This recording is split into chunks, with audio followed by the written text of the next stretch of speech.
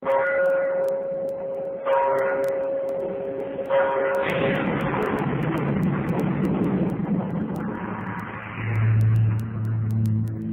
zona oculta con David Benito.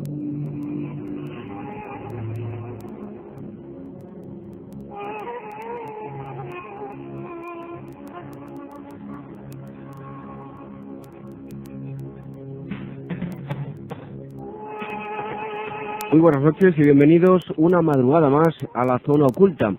Un tema muy solicitado por todos ustedes, el que hoy trataremos. Antes les recuerdo la dirección de nuestra página web, www.zonaocultaradio.com.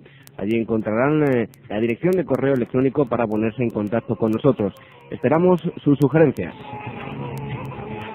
Como decíamos, un tema muy solicitado. En la primera parte hablaremos de uno de los casos más sonados de brujería. Nos iremos hasta 1610 y hablaremos de las brujas de Zugarramurdi. Tendremos las palabras de Manuel Fernández Nieto, catedrático y experto en el tema.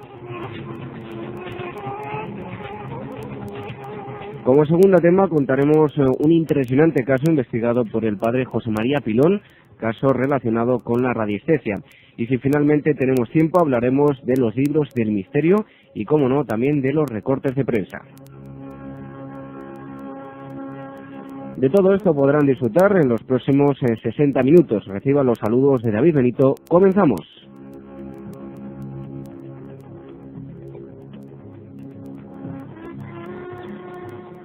Hasta las 2 de la mañana, La Zona Oculta, con David Benito.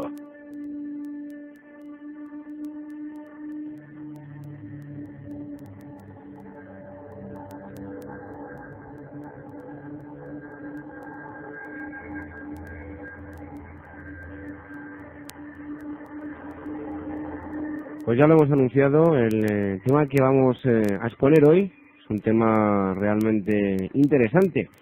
Vamos a hablar de las brujas de Zugarramurdi. Lo primero es situar este pueblo.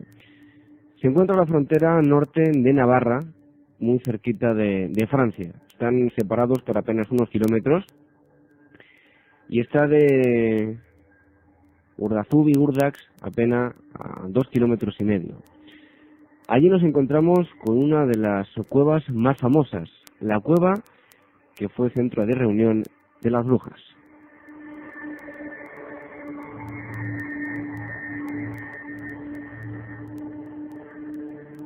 Pues como anunciábamos, este pueblo comenzó a conocerse, es conocido por todo el mundo, por lo ocurrido en el año 1610. Allí tuvo lugar un famoso auto de fe. Pero antes de introducirnos en lo ocurrido en este pueblo, podríamos explicar,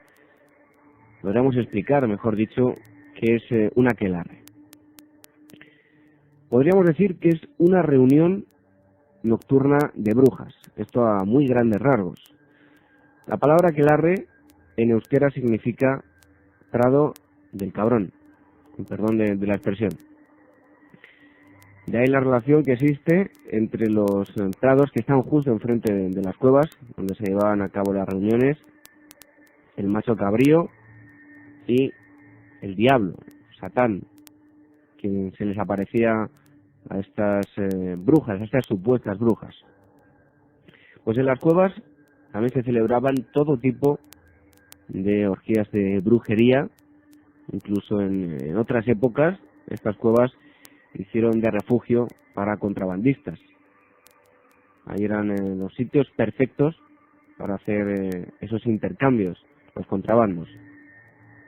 Pues en los aquelarres se llegaron, incluso por muy fuerte que pueda sonar. Esta noche contaremos algunas cosas que pueden sonar un poco fuertes y podrían herir un tanto la sensibilidad. Pero bueno, fue lo que ocurrió. Como decíamos, los aquelarres llegaron a despedazar a niños. Incluso se comían los cuerpos crudos o asados.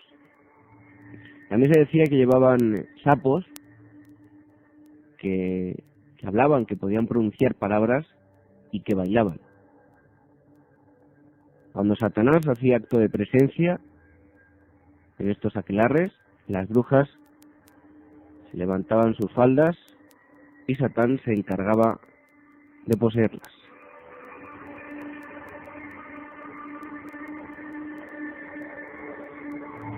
Y poseerlas en el sentido físico y sexual de la palabra.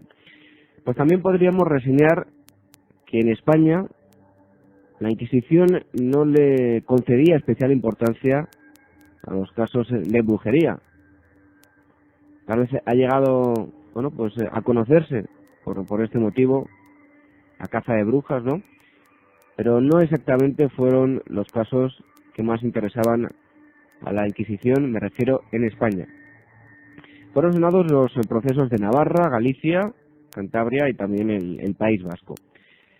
Pues las inquisiciones que realmente se ocuparon de las brujas fueron Francia, Inglaterra o también Alemania. Escuchamos las palabras de Manuel Fernández Nieto, que es doctor en Filología Románica y profesor titular de Literatura Española en la Facultad de Filología de la Universidad Complutense de Madrid. Además, también es autor del Proceso a la Brujería, donde recoge la polémica del auto de fe de Logroño de 1610, tema que hoy tratamos.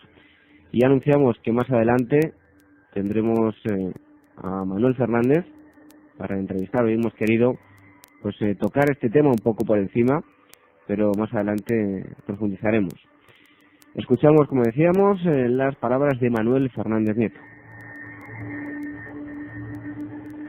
Bien, con respecto a la relevancia que tuvieron los casos de brujería en España con respecto a europeo, se recoge también muy bien precisamente en el proceso que siguió al auto de fe de Logroño de 1610, puesto que Alonso de Salazar y Frías, que fue nombrado también inquisidor, y era un hombre más delicado ya en sus afirmaciones, tenía 45 años, era ya madura para la época, era jurista, había sido diplomático en la Corte Pontificia de Roma, y este es el que hace todo el informe, igual que después el humanista Pedro de Valencia, y se observa que realmente había muchos más casos de brujería y muchos más procesos de este tipo en Europa que en España.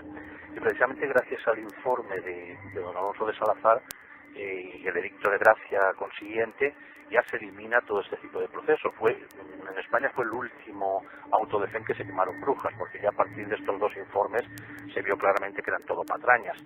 Luego más adelante Moratín, que recoge además con la finura de ilustrado que tenía, recoge todo el procedimiento que se siguió, pues llega a la conclusión, y además creo que es una conclusión muy acertada, de que todo había sido un procedimiento causado por una serie de envidias entre unos y otros, y que lo que se sacaba no eran más que actos habituales dentro de lo que era la sociedad de la época, y que más que brujería pues se debía realmente a relaciones sexuales y en fin a normas de comportamiento social que no tenían nada que ver con lo natural ni con la magia ni nada de eso.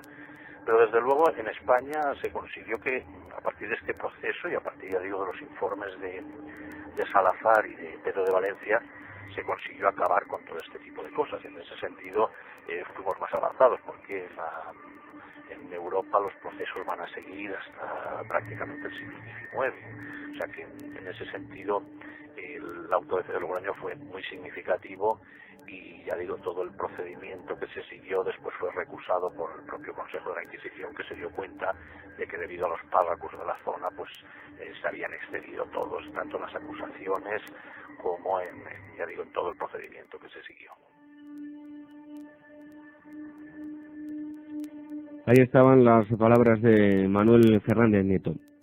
Pues destacar también que en Europa el castigo por brujería era la hoguera, incluso llegando a utilizar en alguna ocasión leña verde.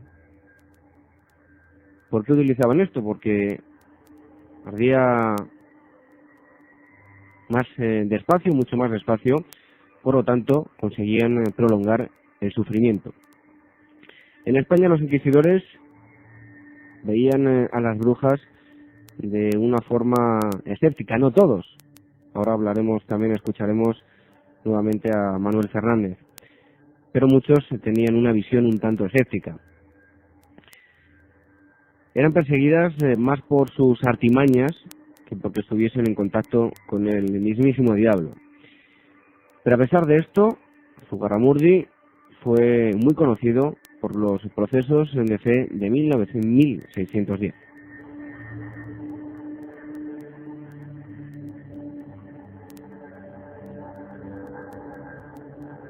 Pues como ya nos decía Manuel Fernández, todo comenzó 12 años antes, más concretamente en 1608.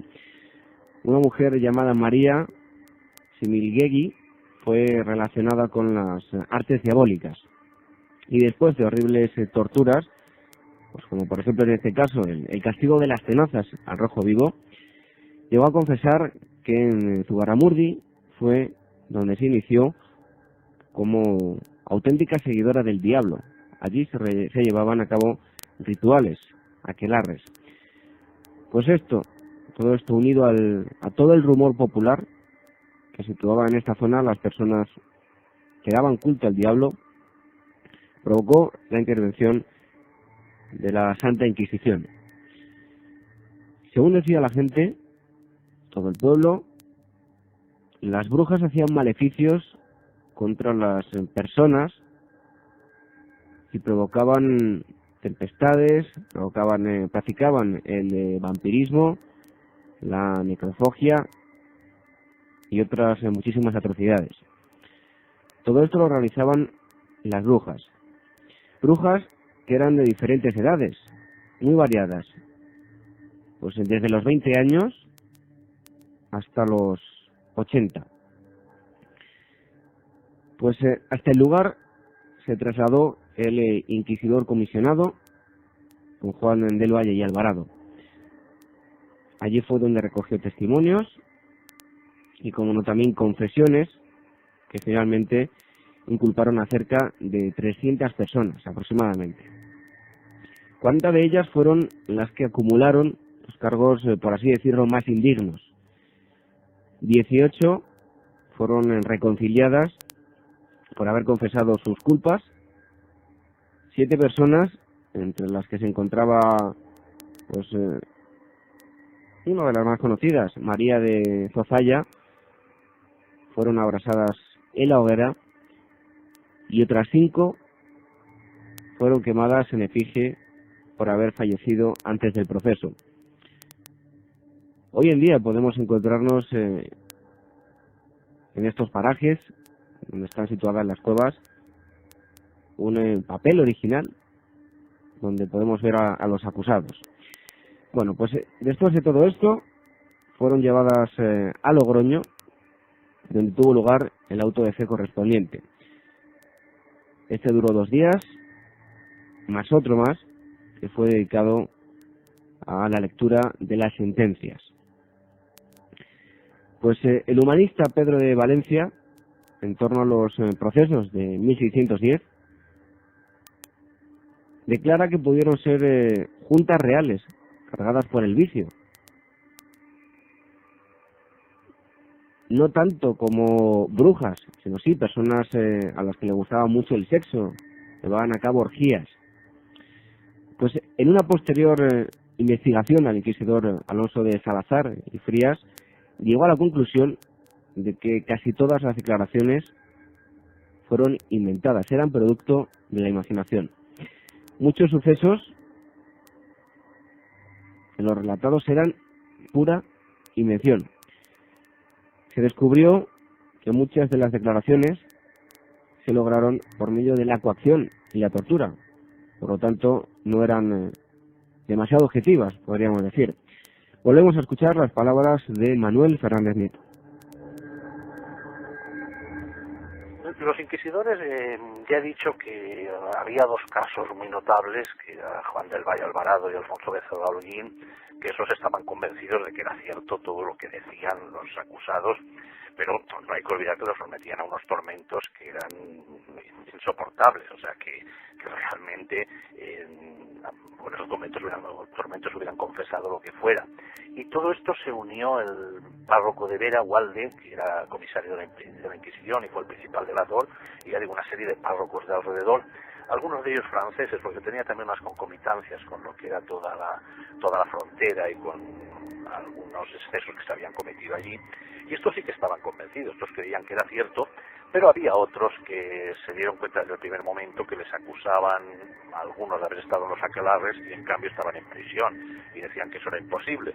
Lo que sucede es que luego se demostró que había también relación entre ellos, es decir, que yo más, tal como estudié todo el proceso, más bien creo que fueron eso, diferencias entre unos y otros, envidias, en fin, todo lo que era habitual en una zona rural, en una zona en donde había una serie de costumbres que algunos pues no comprendían, como fue el caso de Alonso de Salazar y de Pedro de Valencia. Estos en ningún momento se creyeron aquello y más bien, vamos, ya digo, el informe que hicieron es demoledor, ¿no? Dijeron que no se creía absolutamente nada y que toda una serie de delaciones que había habido y sobre todo los hechos que denunciaban que eran imposibles y que repugnaban incluso a la razón. Y el hecho es que ya digo que el Consejo Supremo de la Inquisición lo admitió así, porque en lugar de prevalecer los informes de los inquisidores absolutos, lo que prevaleció fue todo este razonamiento de los dos, de Salazar y de Pedro de Valencia, que impusieron su criterio y vinieron a concluir que eran todo patrañas, y cuando no, vamos, patrañas, pero resultados a las patrañas del procedimiento que se había seguido para sacar las confesiones.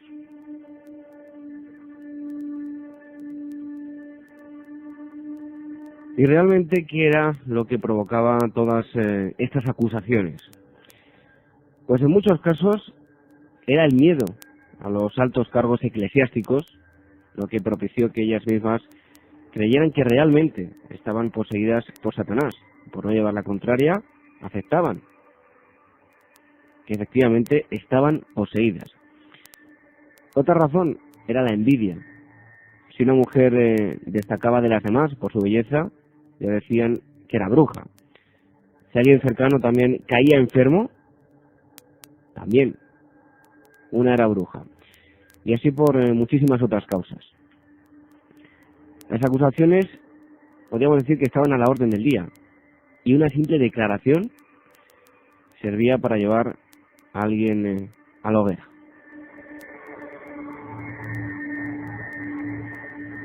Bueno, las acusaciones en torno a la existencia de brujas comienzan cuando María de Similguegui se ve involucrada en unas acusaciones que se dan en Ciboure, que es una ciudad del cantón de San Juan de Luz.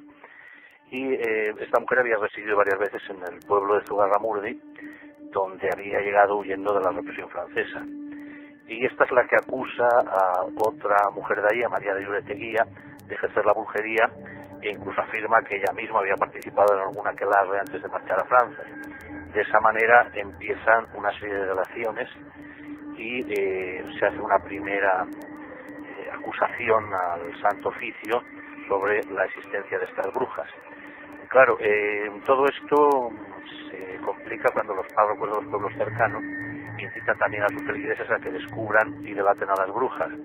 Entonces todo el miedo de la gente a verse envuelta en el proceso crea un estado de pánico que provoca a su vez una serie de acusaciones en cadena.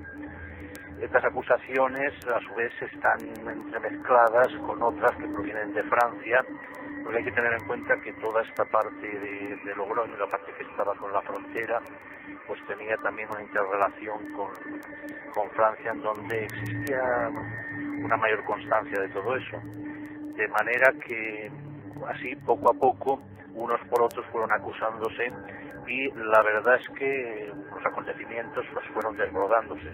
De esa manera ya intervino la Inquisición, empezaron toda una serie de tormentos, empezaron además las relaciones entre ellas por cuestiones ya muy personales, y a partir de ahí ya la Inquisición nombró a dos inquisidores, a Juan del Valle Alvarado y Alonso Becerra Holguín, que en lugar de calmar los ánimos lo que hicieron es acrecentarlos, y de esa forma ya prácticamente se fueron envueltos, pues vamos, hablo de memoria, pero que había cerca de 280 acusaciones de brujería contra una serie de personas, entre ellas el gran número de niños.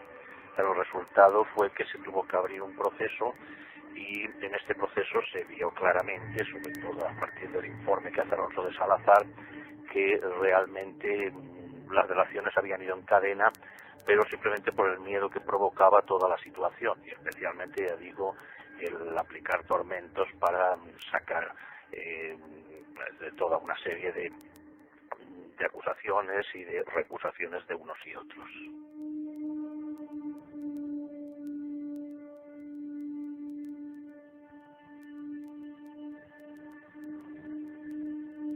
Pues podríamos decir que hasta ahora nos hemos adentrado en la parte más histórica, y por qué no decirlo, la parte más rigurosa.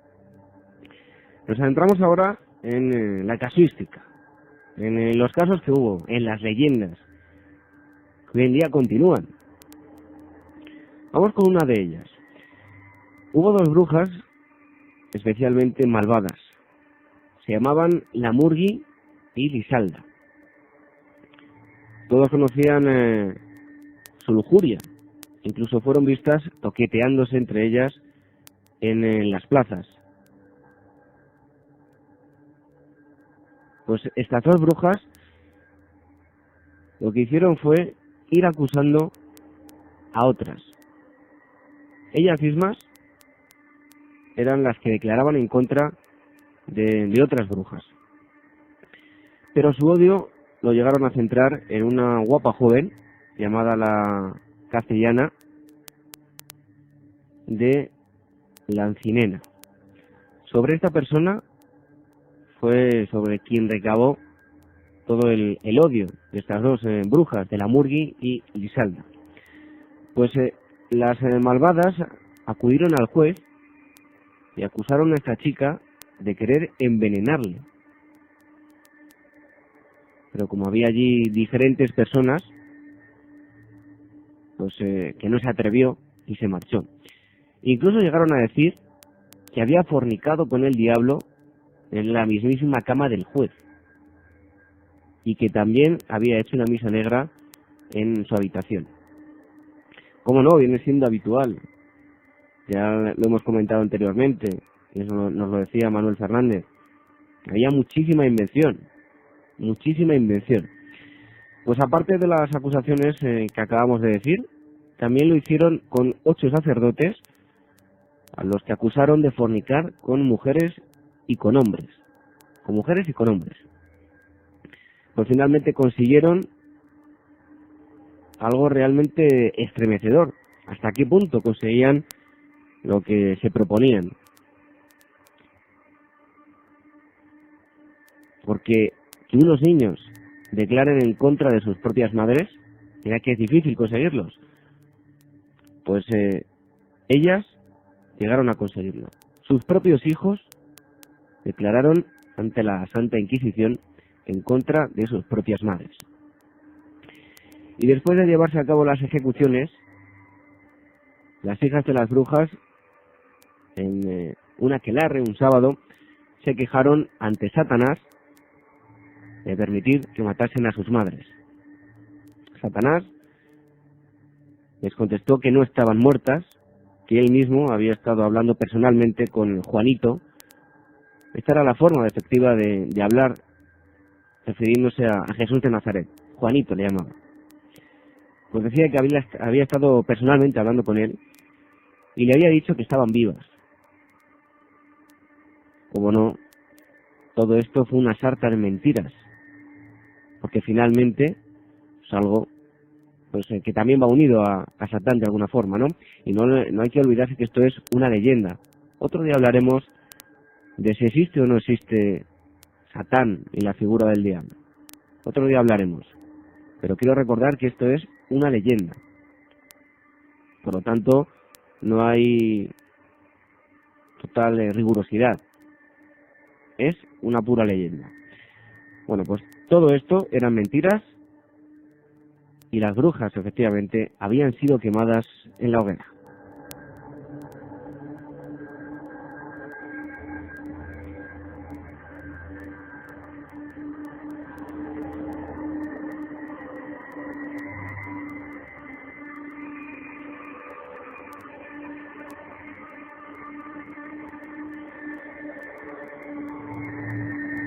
Y lo que vamos a contar ahora es también otra conocida leyenda. Nos vamos hasta Saint-Pierre-de-Port. Allí vivía un jorobado que provocaba las risas de todo el pueblo. No hay que olvidarse que en esta época el que tuviese un defecto físico pues era totalmente marginado.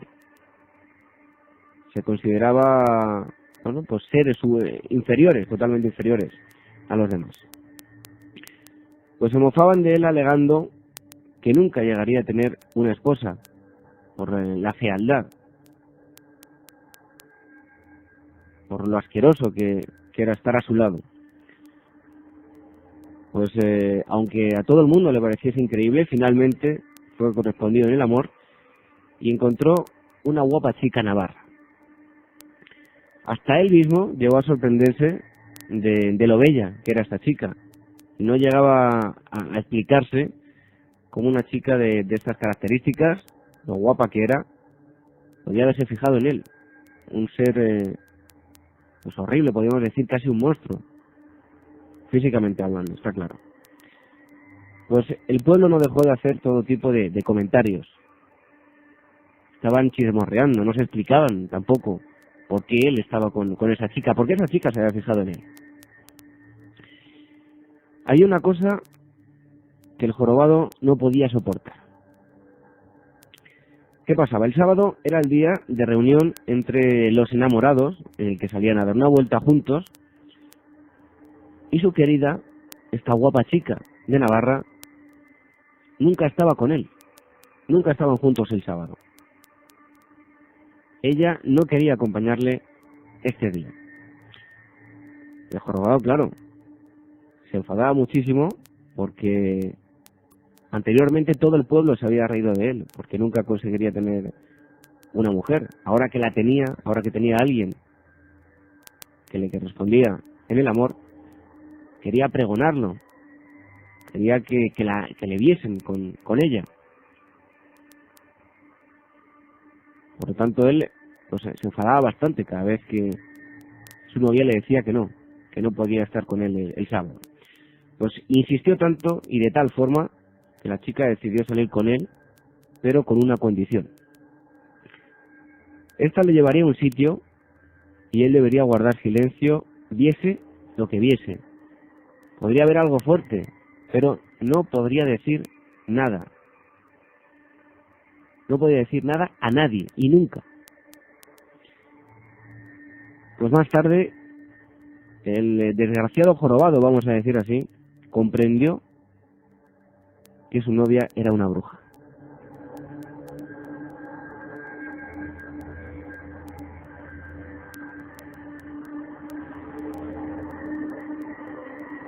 Llegaron a una cueva donde se estaba celebrando un aquelarre. Allí estaban todas las brujas junto a una gran olla que desprendía un pestilente olor. Incluso dice la leyenda también que un olor a carne quemada, azufre.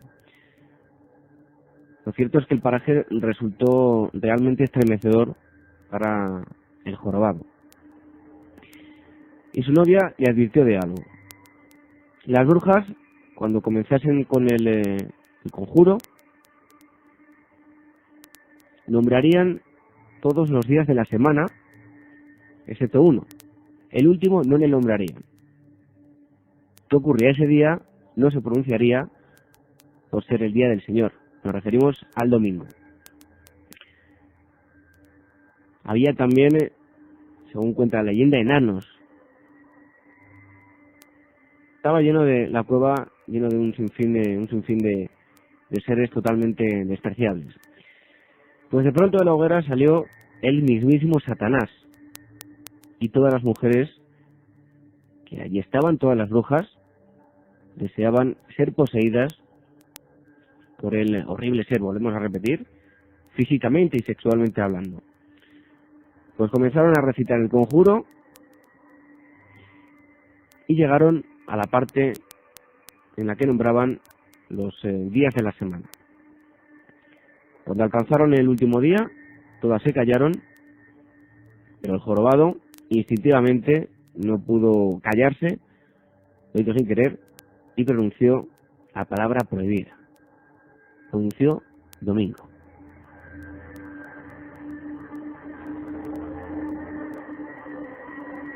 Pues al escuchar esto, todas comenzaron a gritar como locas, estaban muy enfurecidas y Satanás desapareció de inmediato.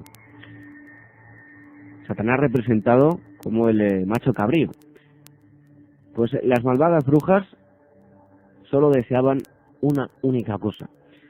Querían arañar al jorobado con el propósito de descuartizarlo. Les había estropeado el ritual, el aquelarre, cuando estaban en el momento de mayor efusividad, cuando iban a ser poseídas por Satanás.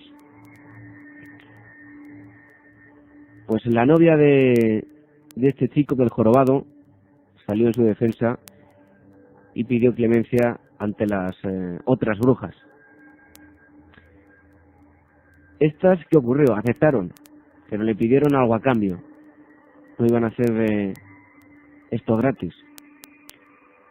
Debía dejar que le arrancaran la joroba. Pues ante la imposibilidad de hacer otra cosa, porque es que se estaba jugando la vida, aceptó que se lo hiciera.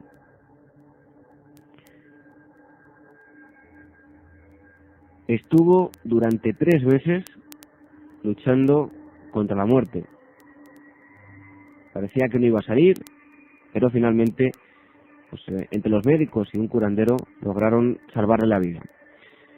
Pues una vez recuperado, este hombre se encontraba realmente avergonzado por todo lo que ocurrió, por lo que decidió hacerse peregrino y así poder purgar a lo que él consideraba un gravísimo pecado, el haber estado con una persona que era bruja, y algo más grave, haber asistido a un aquelarre y ser casi partícipe.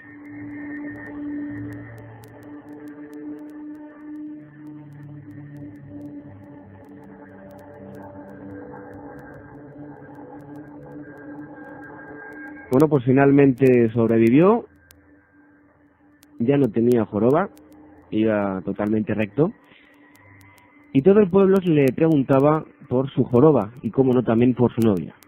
Al sentirse tan avergonzado, nunca quería hablar del asunto.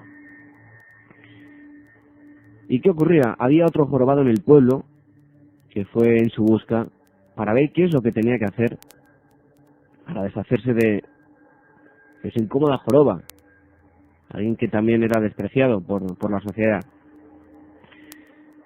En un principio no quería hablar con él, no quería hablar del tema. Era algo de lo que, se rehusaba totalmente.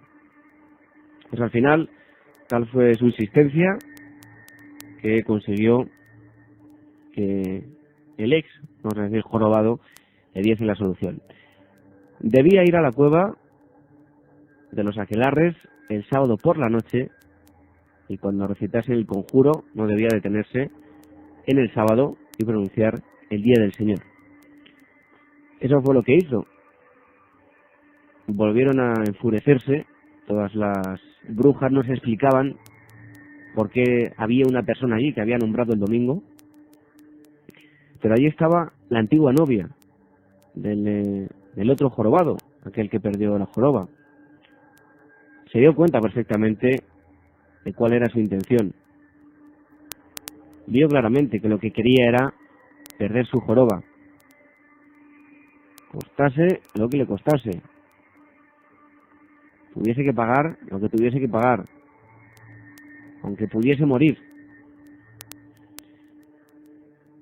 Pues, ¿qué es lo que hicieron con él? Le torturaron enormemente y finalmente no le quitaron la joroba, sino que hicieron un conjuro y junto a la que tenía le nació otra.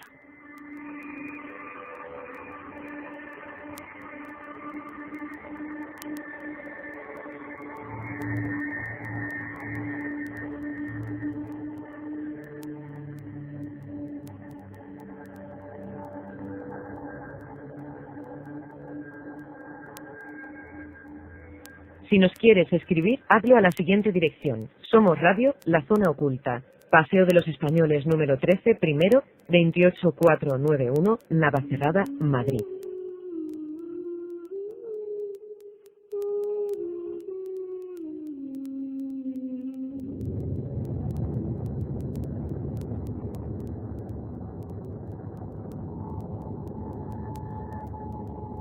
Escucha el misterio en La Zona Oculta.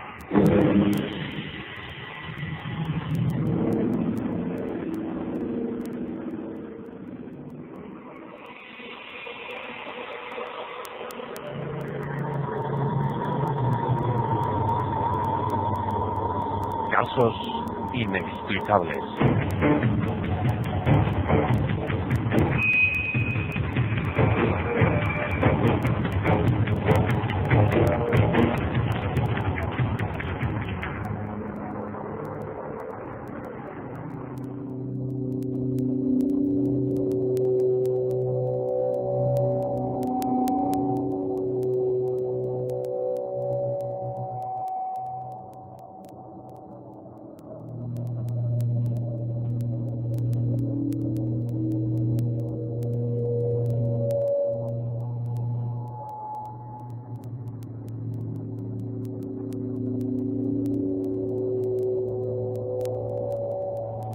Y entramos ahora en la segunda parte del programa. Después de haber estado hablando de ese interesantísimo tema, como son las brujas de Zugarramurdi, ese proceso de 1610. Bueno, pues vamos ahora con el segundo tema de hoy. Otro día ya utilizamos bueno, pues el libro del padre José María Pilón para contar alguna que otra experiencia que tuvo durante sus investigaciones. Hoy volvemos a utilizarlo para contar un nuevo caso. Caso muy ligado al padre Pilón, porque utiliza muchísimo su péndulo, la radiestesia, para encontrar diferentes cosas, pozos de agua, personas, en fin, un sinfín de cosas. Pues lo que vamos a relatar es un sorprendente caso, como decíamos, del padre José María Pilón.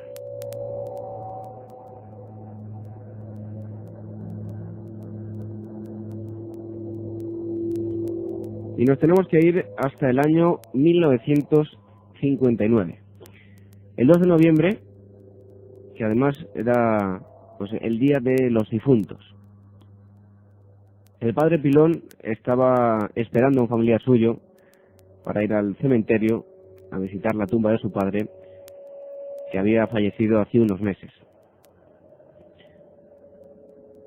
Estaban a 12 de noviembre y no se habían dado cuenta del día tan señalado en el que se encontraban, el día de los difuntos, día en el que muchísimas personas podríamos decir, entre comillas, colapsan los cementerios para ir a ver las tumbas de sus seres queridos. Pues José María Pilón se encontraba en el Colegio de los Areneros, que está situado en la calle de Alberto Aguilera. En el hall de este lugar había un hombre que desprendía muchísimo nerviosismo.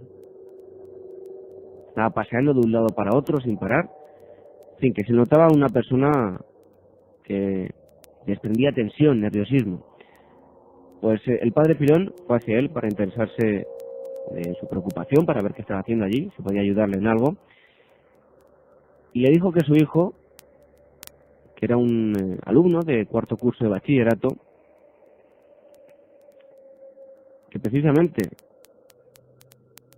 el jesuita había sido designado como su padre espiritual. Bueno, pues el padre estaba preocupado por su hijo, no llegaba a casa. El padre Pilón al chico le conocía bastante, pero con su padre era la primera vez que cruzaba unas palabras.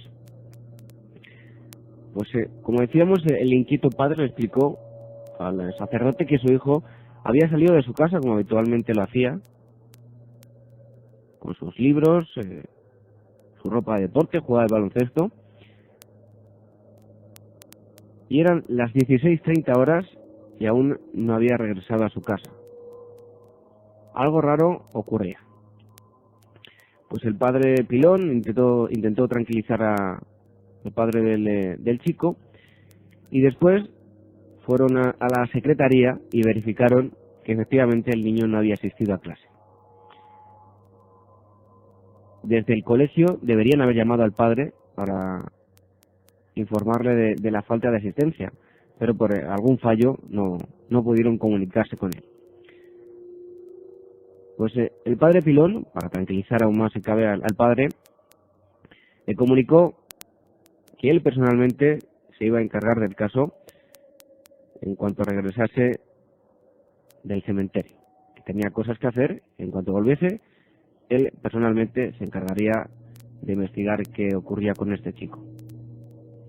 Pues el jesuita y su familiar, cuando se dieron cuenta de la fecha en la que estaban, esa fecha tan señalada, el Día de los Difuntos, borraron totalmente la idea de acercarse al cementerio por la cantidad de gente que allí se iban a encontrar. Y decidieron ir otro día.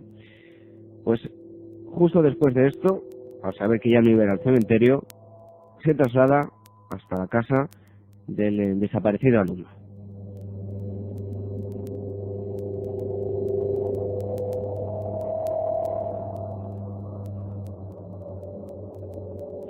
Una vez estuvo allí y sin darles ninguna explicación, les pidió una fotografía del chico. Estos accedieron y se la dieron.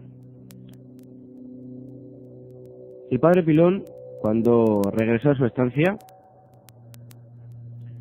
se puso a buscarle pues por medio de la radiestesia, como decíamos antes, de la que el jesuita es bastante experto. Ha conseguido grandes cosas con el péndulo. Pues con este artilugio precisamente comenzó a buscar sobre un mapa de España, y este marcaba hacia la carretera de Barcelona. Algo ocurría ahí.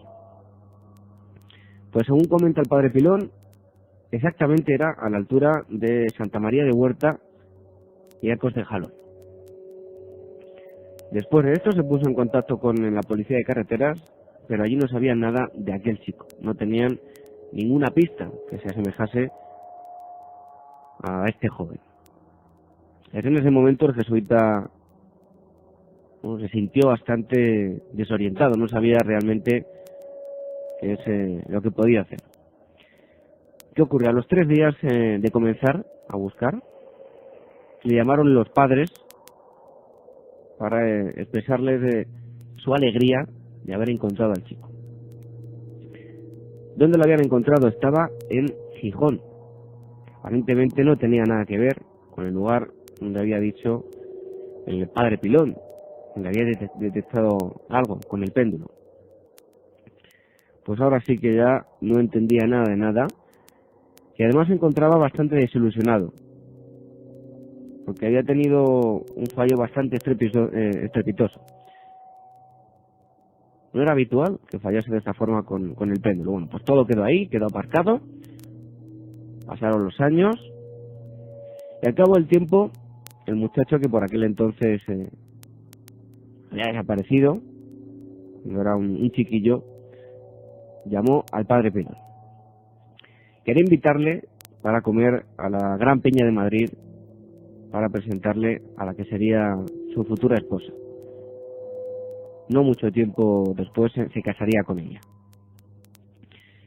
Pues durante la comida, el padre Pilón sintió bastante curiosidad por lo ocurrido años atrás y le preguntó si se acordaba del fallo que había tenido situándole en la carretera de Barcelona cuando se encontraba en Gijón.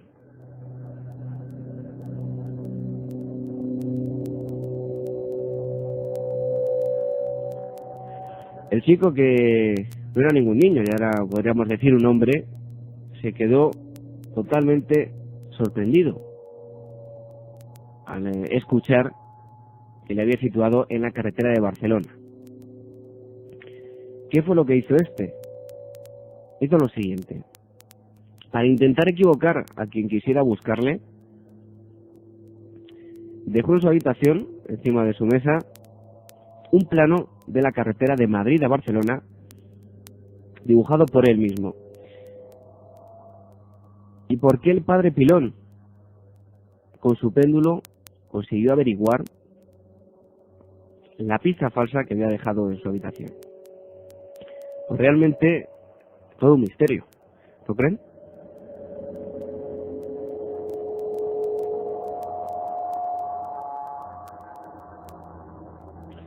Porque cuando hablamos del péndulo, un día trataremos el tema de la radiestesia. Cuando se trata de encontrar pozos de agua, podríamos decir que es un fenómeno natural, ¿no? Pero, ¿cómo una persona con un péndulo puede situar a otra en un lugar determinado?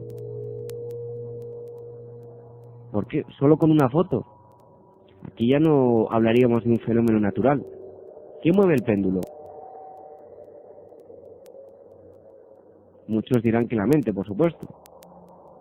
Pero la mente, ¿qué pasa? ¿Que tiene evidencia? ¿Sabe dónde está el chico? Porque bueno, este es un caso en el que hubo un fallo, efectivamente hubo un fallo, pero justificado, podríamos decir. Pero en otros casos, la verdad es que son sorprendentes las averiguaciones que llegan a hacerse.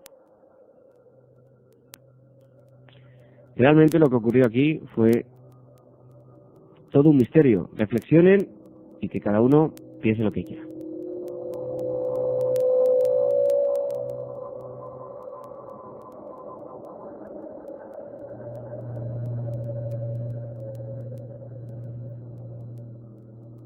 www.zonaocultaradio.com. Nuestro correo electrónico zonaoculta@iespana.es. Hasta las 2 de la mañana, La Zona Oculta, con David Benito.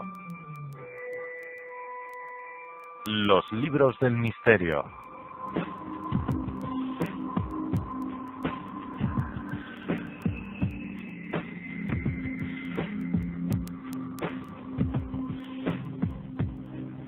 Y hoy que tenemos tiempo para hablar dentro de la sección, hacía tiempo que no comentábamos, tranquilamente algunos de esos libros que tanto nos gustan.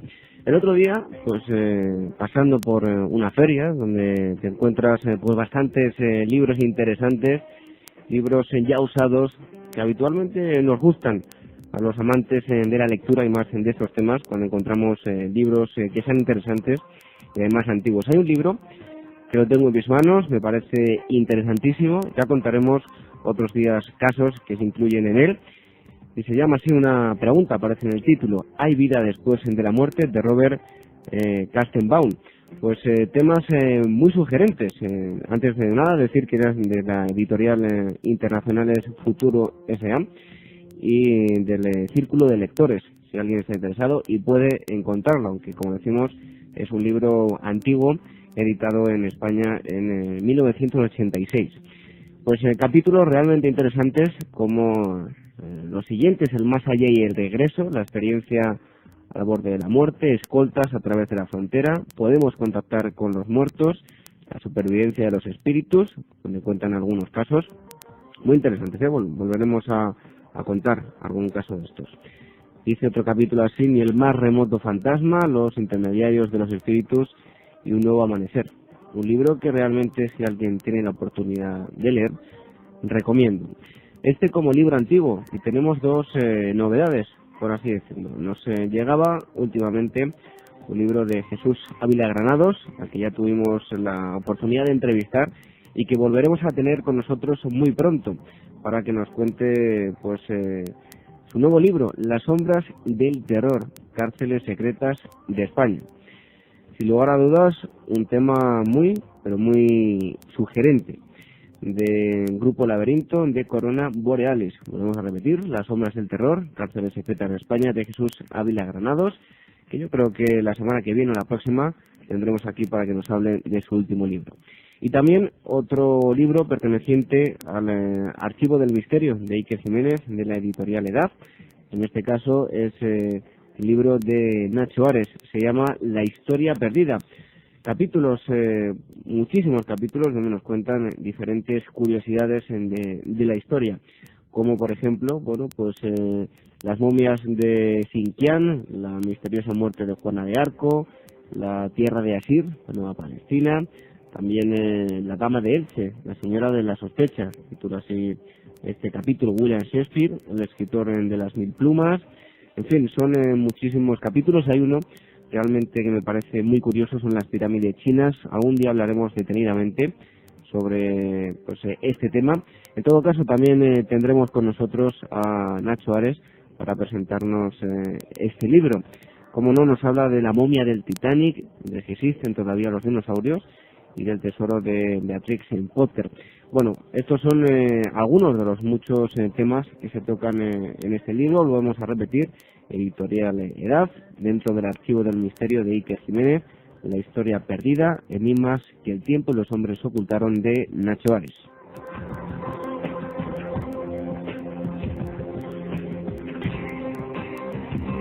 Pues siempre que podemos destacamos algunos libros. Hoy hemos destacado esos tres, 2 novedades y un libro de estos que calificamos como de anticuario.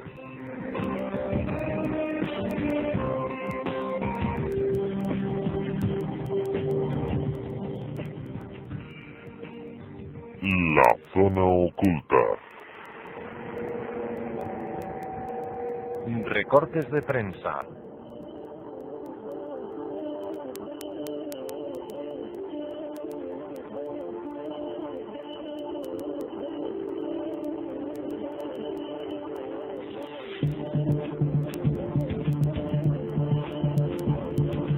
Pues hoy destacamos en diferentes titulares, por así decirlo. Vamos con los contenidos de algunas de las revistas. Por ejemplo, en Año Cero, este mes, pues destaca en su principal titular en la portada: El imperio de las sombras, quienes controlan el mundo. Otros contenidos son como, por ejemplo, la ciencia descubre a Dios, la misión secreta de Colón y Marco Polo, delfines aliados de la especie humana, fragmentos ovni, evidencias de una vida extraterrestre, entrevista con Juan Ruiz, un chamán contemporáneo, el misterio del sillón del diablo, cómo rejuvenecer el cerebro, y muchos otros temas. Todo ello en este mes, en Año Cero.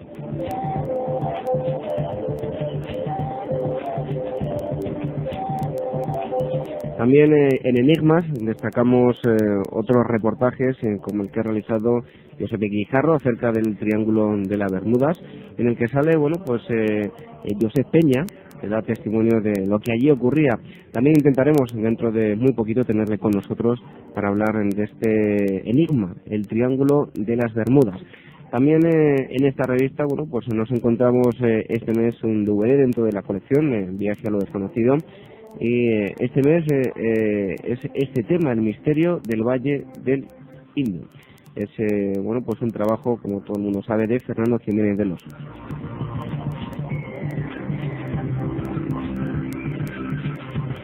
Y hay un titular que quería comentar en Enigmas Express, que viene un periódico que viene junto con la revista Enigmas. Y dice así: una vidente curandera sevillana es denunciada por estafa y atentado contra la salud pública. El pasado 7 de marzo, en el juzgado de instrucción número 1 de Sevilla, era denunciada la curandera y vidente FMC por los presuntos delitos de estafa y atentar contra la salud pública. La denuncia fue interpuesta por uno de sus pacientes, Ángel MG, el cual reclama a la curandera la cantidad de 40.000 euros. Y destaca, bueno, de entre todo el artículo, una noticia. Dice que la excusa que me daba era que ella había realizado un gran milagro para curarme el SIDA y que el cosmos exigía una contrapartida. Me vio obligado a pedir un préstamo bancario. Estamos, de verdad, hasta las narices de toda esta panda, porque es que no se la puede llamar de otra forma, que sigue y seguirá, porque es que no, como la ley tampoco se pone demasiado rígidos con ellos, pues siguen estafando a la gente, le siguen sacando verdaderas cantidades de dinero. Y ya no solo eso, sino que están jugando con sus sentimientos. Están jugando con los sentimientos de la gente. Yo me siento obligado a seguir, como no, pues denunciando este tipo de casos y persiguiendo a todo este tipo de personas que no me importa, diré, cada vez que conozca un caso, lo diré abiertamente, y si tengo que decir el nombre, lo digo sin ningún tipo de problema. Y si quieren, pues denunciarme, que denuncien. Es que no tengo pues ninguna objeción. Voy a ir a por estas personas. Ya hicimos un programa dedicado a los videntes y de verdad es que me parece lamentable que aún pueda haber estas personas que es que juegan con personas que no se encuentran bien. Psíquicamente no se encuentran, no me refiero a que se encuentren locas, pero se encuentran muy débiles porque sufren enfermedades que son incurables y lo único que hacen es dejarse en las manos de estos indeseables que terminan pues matándolos, porque es que no existe otra palabra. Terminan matándolos. Y también me gustaría destacar que el pasado 4 de mayo fue canonizada la Madre Maravillas de Jesús. Ya dedicamos parte de un programa a esta beata, ya santa. Bueno, pues la verdad es que me siento enormemente contento por este último hecho, ya que, bueno, pues próximamente ya lo anunciaremos, daremos noticias de una publicación de un servidor en torno a la Madre Maravillas, así que todo el mundo que esté muy atento, ya informaremos de una próxima publicación en torno al maravilloso milagro de la Madre Maravillas. He tenido la oportunidad de estar con pues la madre del niño y el niño, y realmente, bueno, pues he pasado un grato momento. Ya daremos cuenta de todo lo sucedido, así que muy atentos todo el mundo, La Madre Maravillas de Jesús, que fue canonizada el 4 de mayo de 2003, hace muy poquitos días.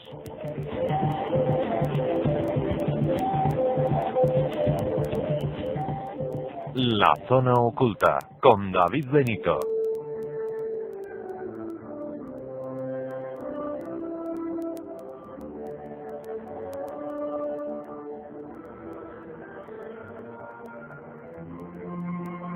Lo cierto es que los temas de hoy han sido realmente interesantes y además hemos traído un programa bastante amplio con muchos temas.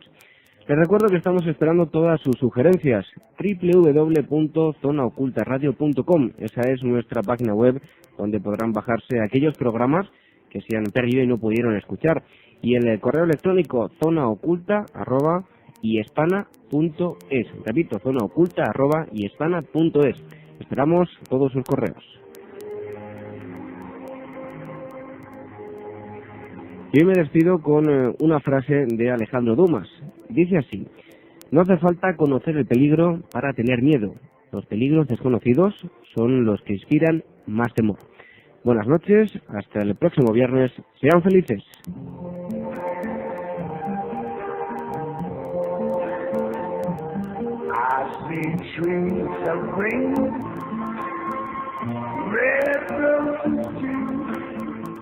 I see them blue for me and you, and I think to myself,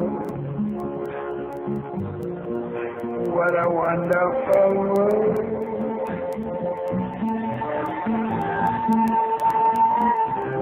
I see skies of blue and clouds of white, the bright blessed day, dark sacred night, and I think to myself, what a wonderful world.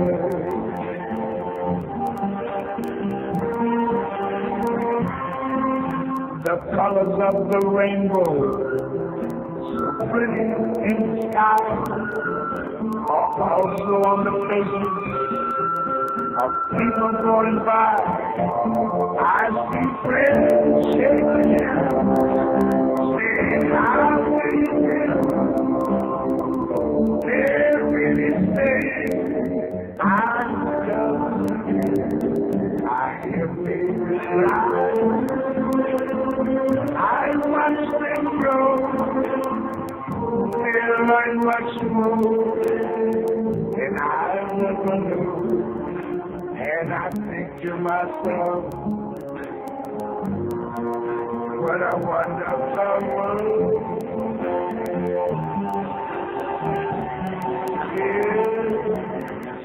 I think to